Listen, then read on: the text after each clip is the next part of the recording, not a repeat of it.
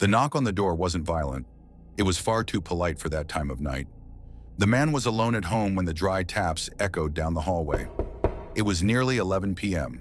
No visit expected, no sound of a car pulling up, and yet someone was there. When he opened the door, he found two children standing under the dim porch light. They weren't crying. They didn't look frightened. They simply stared up at him, perfectly still, as if they had been waiting for that exact moment. The boy stepped forward and spoke in an oddly neutral voice. He said he needed to use the phone. He said his mother was waiting. The words themselves were simple, but something about them felt wrong. Not because of what was said, but because of how it was said.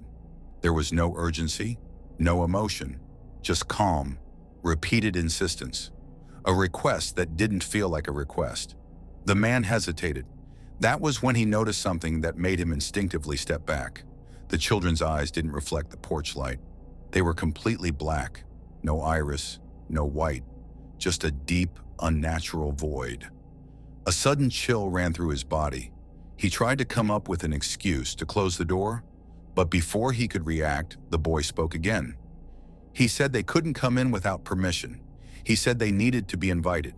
The sentence was delivered with precision, as if it had been rehearsed many times before. The man shut the door without answering, locked it, leaned his back against the wood, trying to process what had just happened. Outside there was no shouting, no anger, only silence. When he finally gathered the courage to look through the window, the children were gone. Cases like this began appearing in the late 1990s. Reports from different cities, different countries, people who had never met. The details varied, but the core remained the same.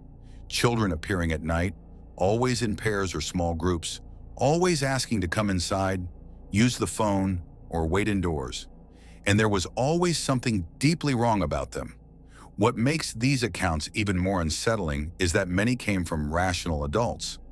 Police officers, journalists, people with no history of delusions or supernatural beliefs. All of them described the same feeling when they looked into those black eyes. A primal, immediate fear, as if the body understood the danger before the mind did. And as these reports continued to accumulate, one question began to repeat itself among those who heard the knock on the door. What if those children weren't asking for help, but for permission? Over time, the reports stopped feeling like coincidence. Similar stories began emerging in different parts of the world, separated by oceans, cultures, and languages, yet bound by nearly identical details. Always at night, always children, always a request that was far too polite, and always the same silent demand to be let inside. Some people, unlike the man who closed the door, allowed them to enter, and it is in these accounts that the tone shifts dramatically. One woman said she let two children inside to use the phone.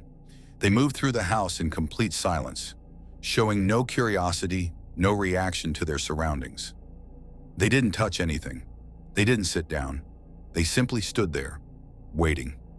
When she tried to ask basic questions, their names, where they lived, where their parents were, the answers came slowly, mechanically, as if the words had to be retrieved from somewhere else before being spoken. Only minutes later did she notice the detail that made her freeze: their eyes, completely black. When she asked directly about them, one of the children tilted their head slightly and replied that it didn't matter, that they only needed to stay for a moment. In another case, a man reported feeling intense nausea the moment the door closed behind the children. The air in the room grew heavy. The clock in the living room stopped. The phone, which had been working moments before, began emitting nothing but a low, continuous hum. The children repeated the same phrase in a quiet voice, telling him not to be afraid. When they finally left, there was no goodbye. They simply walked to the door and vanished into the darkness. In the days that followed, the man developed fever, insomnia, and a persistent fear of being alone at night. Medical exams found no explanation. The pattern repeated itself.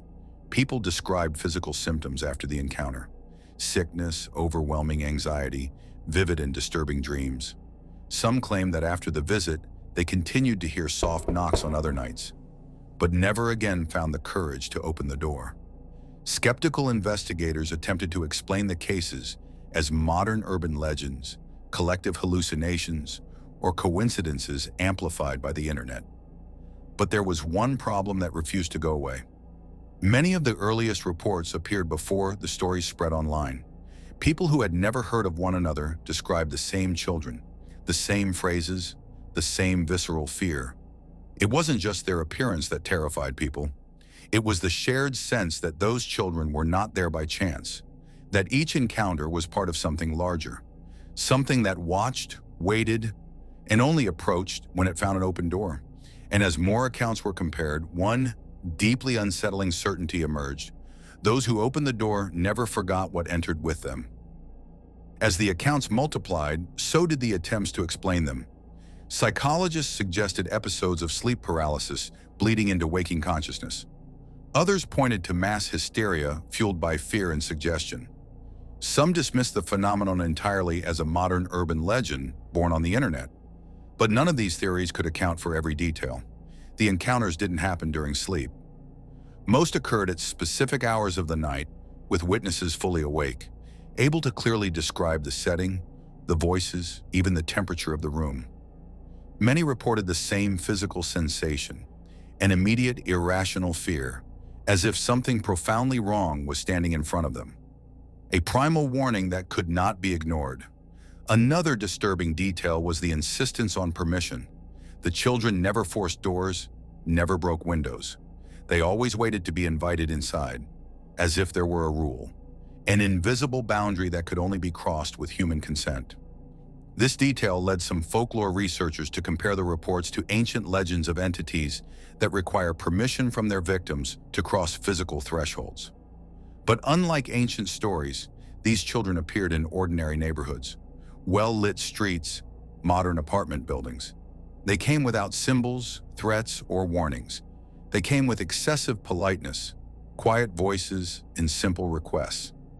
The more normal they seemed, the more disturbing they became. Over the years, the reports grew less frequent, not because the encounters stopped, but because more people began to recognize the pattern. They learned not to open the door. They learned to ignore the knocking. In forums and isolated testimonies, one idea began to repeat itself. What is not given permission cannot remain. Still, some believed not every encounter was avoided, that not every door stayed closed, and that some people allowed those children inside long enough for something else to pass through with them, something that no longer needed to knock afterward. Perhaps that is why, in so many accounts, the fear doesn't end when the children leave. It lingers, it grows, it settles in, as if the visit was only the beginning. Because if those children truly needed permission, what happens when it's given isn't an encounter. It's a surrender.